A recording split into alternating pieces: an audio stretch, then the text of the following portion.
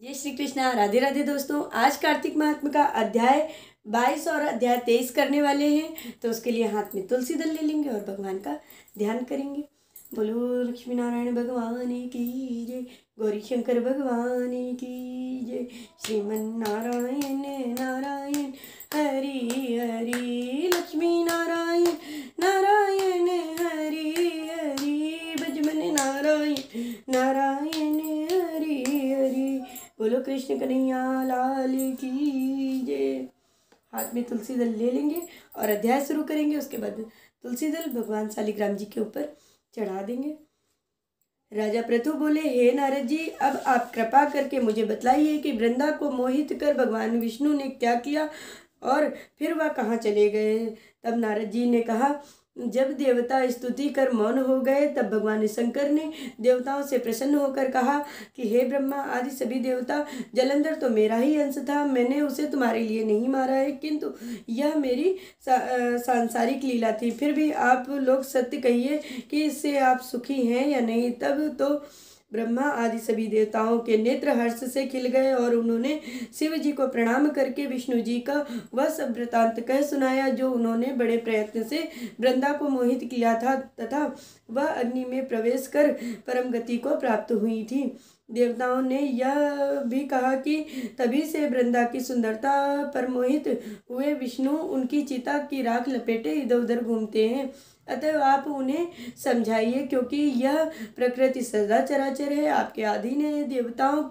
देवताओं से यह वृतांत सुनकर शंकर जी ने उन्हें अपनी दुस्तर माया समझाई और कहा कि यह सारा जगत उसी माया के अधीन है।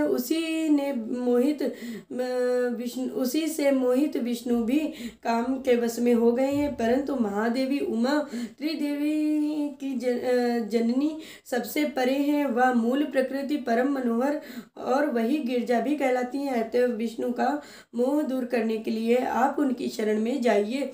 यदि वह प्रसन्न हो जाएंगी तो आपका सब कार्य हो जाएगा। भगवान शंकर की आज्ञा से सब देवता मूल प्रकृति को प्रसन्न करने के लिए चले गए। उनके स्थान पर पहुंचकर उन्होंने बड़ी स्तुति की। तब आकाशवाणी हुई, हे देवताओं, मैं तीन प्रकार से गुणों से पृथक होकर स्थित होती हूँ। सत्य गुण से गौरी और रजोगुण से ज्योति रूप हूँ। अतः अब आप मेरी रक्षा से यदि सादर उन देवियों के पास जाओ तो वह तुम्हारे सब मनोरथ पूर्ण कर देंगी। यह सुनकर देवताओं के नेत्र खुल गए। वह भगवती का आदर करते हुए गौरी, लक्ष्मी और सरस्वती को प्रणाम करने लगे।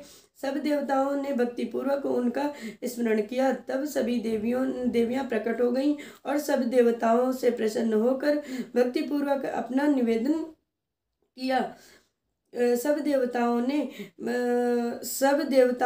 प्रसन्न होकर भक्ति पूर्वक अपना निवेदन किया। देवियों ने कुछ बीज देकर कहा, इन्हें ले जाओ और दे दो, तुम्हारे सब कार्य सिद्ध हो जाएंगे। ब्रह्मा आदि देवता उन बीजों को लेकर भगवान विष्णु के पास गए और उन्हें वृंदा की चिता भूमि में डाल दिया। उससे धात्री, मालती और तुलसी प्रकट हुई। भगवान विष्णु ने ज्यों ही उन स्त्री रूप वाली वनस्पतियों को देखा, वह उठ बैठे और कामासक्त चित्त से मोहित हो उनसे याचना करने लगे। धात्री और तुलसी ने उनसे प्रीति की और विष्णु जी सारा दुख भूलकर देवताओं से नमस्कृत होकर अपने लोक को चले गए। अब वह पूर्णव्रत सुखी होकर भगवान शंकर का स्मरण करने लगे। यह आख्यान शिव जी की भक्ति प्रदान करने वाला है। बोलो भगवान शिव शंकर की जय।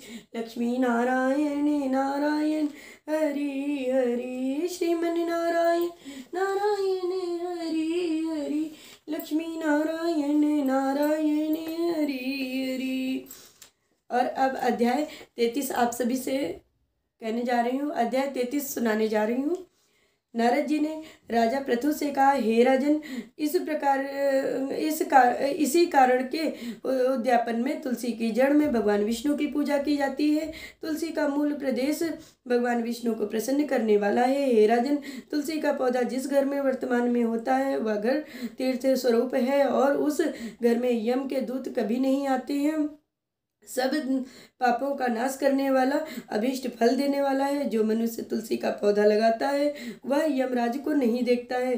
भगवती नर्मदा का दर्शन, गंगा स्नान व तुलसी के पौधे का संसर्ग, यह तीनों पुण्य प्रद हैं। तुलसी का पौधा लगाने से, सींचने से, दर्शन से, तुलसी को छूने से कामिक, वाचिक और मानसिक आदि संपूर्ण पाप नष्ट हो जाते हैं। जो प्राणी तुलसी के दल से भगवान शंकर का पूजन करते हैं वह पुनः गर्भ में नहीं जाते हैं, निसंदेह वे जीवन मुक्त हो जाते हैं। तुलसी के दल में पुष्कर आदि समस्त तीर्थ, गंगा आदि संपूर्ण नदियों और विष्णु प्रभृति सब देवता निवास करते हैं। तुलसी के साथ यानी तुलसी के पास जो अपना प्राण विसर्जन करता है वह चाहे कितना भी बड़ा पापी क्यों न हो, उसको यमराज नहीं देख सकते हैं। हे राजन, जो लोग तुलसी के काष्ठ का चंदन लगाते हैं वह सहज ही मोक्ष को प्राप्त हो जाते हैं। उनके द्वारा किए गए पाप भी उनके शरीर को स्पर्श नहीं कर पाते हैं। हे राजन, जहाँ तुलसी के वन की छाया हो वहाँ पर पितरों के निमित्त दिया हुआ दान सर्वदा ही अक्षय होता है। हे राजन, आंवला के वृक्ष की छाया में जो प्राणी पिंडदान करते हैं उनके पितृ यदि नरक की यातना भी भोग रहे हो तो मुक्त हो जाते हैं। सिर, हाथ, मुंह और देह में जो आंवले को धारण करते हैं उनका विष्णु रूप जानना चाहिए।